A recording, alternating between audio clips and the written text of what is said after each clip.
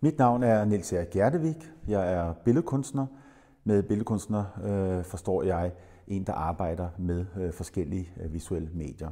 Maleri, skulptur, grafik, udsmykninger. Jeg har fået til opgave at snakke om bogstavet G på kryds og tværs. Jamen, jeg går jo bare i gang. Mindszenty Guggenheim er et mesterværk, arkitektonisk set lavet af Frank Lloyd Wright, og en bygning, som bryder med den måde, man præsenterer kunst på normalt. Bygningen er spiralformet og har en indre trappe, som går fra gulvplan helt op til 5. etage. Graffiti, galleri, genbrug. Hvad mon spanden bringer.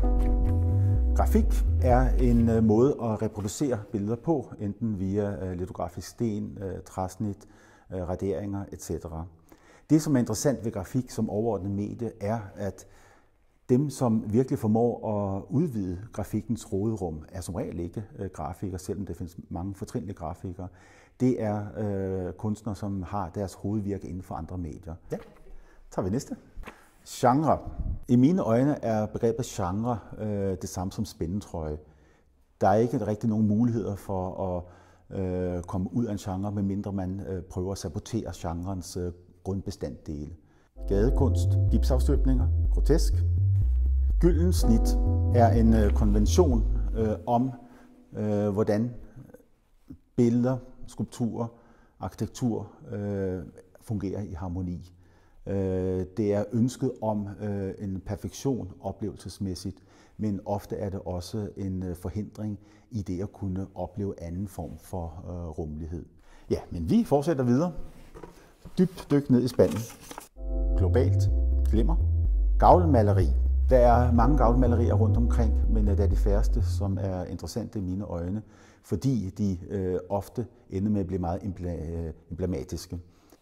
Hvor jeg ofte ser gavlmalerier som tilfældige tatoveringer, der er bare klasket op, uden at man tager hensyn til, hvordan kroppen, eller i det her tilfælde bygningen, ser ud og hvordan den virker. Gaudi, ham er jeg glad for. En fantastisk arkitekt, som har lavet sine projekter, sine huse, sin katedral, ud fra nogle helt andre metoder, end det man er vant til at se i dag. Det er lidt en form for selvbyggerkultur over det.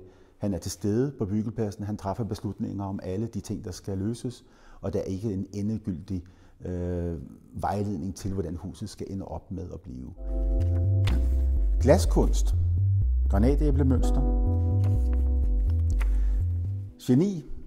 Der er nogen, der har hævdet, at hvis man skal nå et stadie, der nærmer sig geniets stadie, skal man have investeret minimum 10.000 timer intensivt for at nå dertil. Beatles blev netop geniale, fordi det var samspillet i en grad, som meget, meget få bands har mulighed for at blive i dag. Det geniale er stærkt forbundet med det at gøre det ekstraordinære, men også ved at gøre det måske modsatte af det, der er det konventionelle og det høflige.